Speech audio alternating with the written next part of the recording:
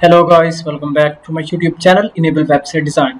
In this video we are going to discuss how you can add file upload option in contact form 7 in your WordPress website.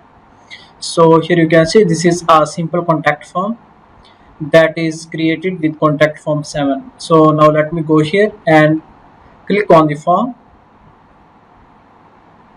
then scroll down. So this is the code for the contact form 7.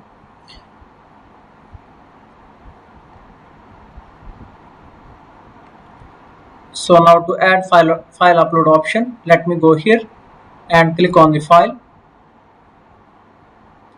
then click on insert tag, and to add label, let me copy this one, and after that let me close this tag here and add the label, for example upload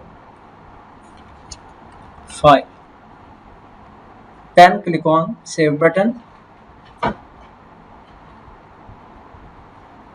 and now let's reload this page. Scroll down. So here you can see file upload option is added in contact form.